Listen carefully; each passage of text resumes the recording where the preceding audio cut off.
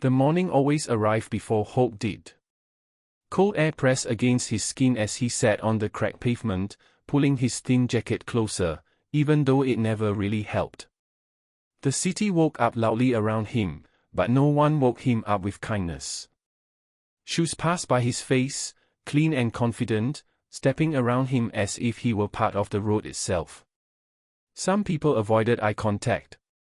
Some looked for a second, then quickly looked away. He had learned not to expect anything more. Every day followed the same pattern. Wake up. Sit down. Hold out a hand. Wait. His stomach stayed empty longer than it should, but hunger was no longer the hardest part. The hardest part was the feeling that this was all his life would ever be. Somewhere along the way, he stopped believing in change. He told himself this was fate. That some people were meant to rise, and some were meant to stay low. He believed he belonged to the second group. Inside his mind, there was a quiet voice that kept repeating the same sentence. This is who you are. A beggar. Nothing more. He didn't remember when that voice started, but he listened to it every day. It kept him still. It kept him small. It told him not to dream, because dreaming hurt more than hunger. People sometimes dropped coins into his hand.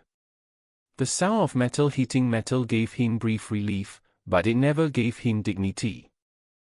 He wasn't earning anything. He was waiting. Waiting for kindness. Waiting for luck. Waiting for life to notice him. And every time nothing happened, his belief grew stronger. Life doesn't care. Why should I try? One afternoon, as the sun stood high and unforgiving, a man stopped in front of him. Not many did. The beggar lowered his eyes, already expecting either silence or pity. But instead of money, the man spoke. His voice was calm, almost curious. He asked a simple question. Why are you sitting here? The beggar felt something tighten inside him. No one ever asked him questions. People gave or ignored, but they never asked. He answered without thinking. Because this is my life. Because I have no choice. Because this is all I can do. The man didn't argue. He didn't judge. He just asked another question. Who told you that? That question stayed in the air longer than any coin ever had. The beggar felt uncomfortable. Angry, even. He wanted the man to leave. Questions were dangerous. Questions made him think. And thinking reminded him of everything he had lost, and everything he had given up on. The man finally walked away, leaving nothing behind but silence and that question. The beggar went back to holding out his hand, but something had shifted. The street felt the same. The people felt the same. But his thoughts were louder now. For the first time in years, he wasn't just waiting. He was wondering. And that was the beginning of a conflict he didn't yet know how to face. The question did not leave him when the day ended.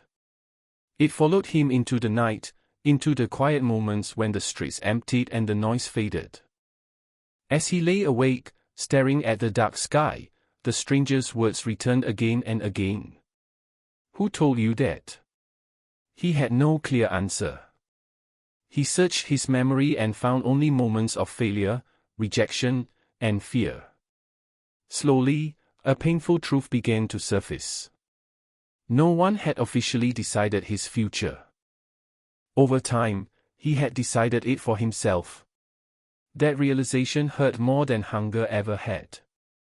It felt like standing in front of a mirror for the first time and seeing not just dirt and torn clothes, but years of excuses and surrender. He wanted to push the thought away, but it refused to leave. If his life was shaped by what he believed, then his beliefs had been keeping him trapped. That idea scared him. It meant the problem was not just the world. It was also him. The next morning, something small changed. He still sat on the street, but his shoulders were a little straighter. When people passed by, he noticed them instead of shrinking from them. It was uncomfortable at first, like wearing new shoes that didn't fit yet. His mind fought back, reminding him of all the reasons not to try. You will fail. You will look foolish. Nothing will change. But another voice, quieter and unfamiliar, whispered something different. Try anyway. He began with small actions. Instead of sitting silently, he spoke when people stopped. Instead of staring at the ground, he met their eyes. Sometimes he was ignored, and sometimes he felt embarrassed, but something inside him felt stronger each time he tried. He wasn't waiting anymore. He was choosing. And that choice, even without money or comfort, gave him a sense of dignity he had forgotten existed. Change did not come quickly. There were days when nothing improved, days when doubt returned with full force. On those days, he almost went back to his old way of thinking. It was easier to believe he was powerless than to face the risk of effort. But every time he remembered that question, he paused. If no one had decided his limits, then quitting would be another decision. This time, he chose not to quit. He started helping shop owners with small tasks in exchange for food. He listened more. He learned from watching others. Each small step built on the last, like weak muscles slowly becoming strong. People began to see him differently, but more importantly, he began to see himself differently. He was no longer just a beggar surviving one day at a time.